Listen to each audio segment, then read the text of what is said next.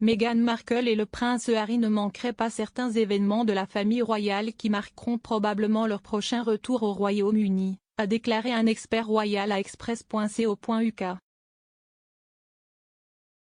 Le duc et la duchesse de Sussex se sont rendus à Londres pour les célébrations du jubilé de platine au début du mois, amenant avec eux leurs 2 enfants, Archie et Lilibet.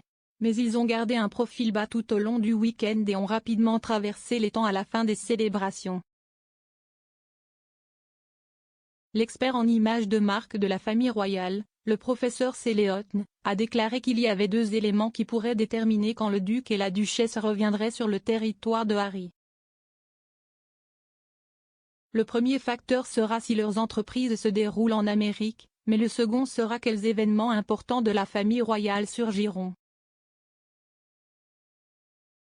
Et il y a des événements énormes auxquels ils assisteraient presque certainement, y compris les funérailles de la reine. Le professeur Houghton a déclaré à express.co.uk qu'elle ne peut pas imaginer qu'il raterait le couronnement, du prince Charles, des funérailles ou des couronnements. Elle a ajouté, s'ils le font, ils disent, non seulement nous ne voulons pas vraiment faire partie de la famille royale, nous ne voulons même pas vraiment faire partie de la famille. Et ce sont 2 problèmes différents. Mais elle a fait la mise en garde que tout retour significatif de la part du duc et de la duchesse dépendra grandement de la relation entre le prince Charles et le prince Harry.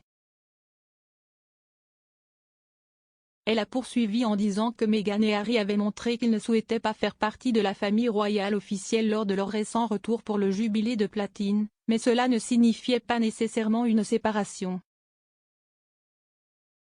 Elle a expliqué, ils ont compris qu'il allait se présenter en tant que membre de la famille et non en tant que membre de la famille royale.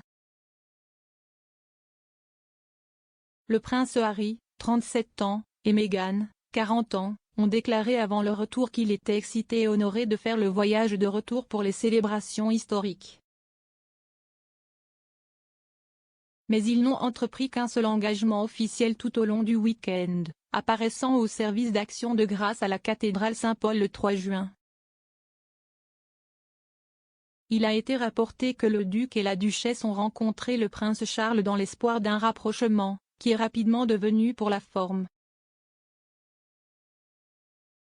Le commentateur royal Christopher Anderson a déclaré au podcast Royal US, « Eh bien, je comprends que c'était une réunion superficielle et qu'il n'y a pas eu de véritable percée. Et j'ai l'impression que le prince Harry est définitivement allé là-bas dans l'espoir d'une sorte de rapprochement, mais il n'y a pas eu d'onde délicate revenant dans sa direction. Donc, je pense que le rideau est tombé. Et l'une des choses que je trouve si triste à ce sujet est que Diana, si elle était en vie aujourd'hui, aurait le cœur brisé par cela. Elle aurait compris pourquoi Harry aurait voulu faire sa propre vie et voulu aller en Californie. On pense que ce voyage a été la première occasion pour le prince Charles de rencontrer sa petite fille, Lilibet, qui en a eu un pendant le week-end du jubilé. Une source a déclaré au Mirror en janvier, « Le prince de Galles est attristé de ne pas avoir eu l'occasion de passer du temps avec ses petits-enfants, ce qui lui manque vraiment. »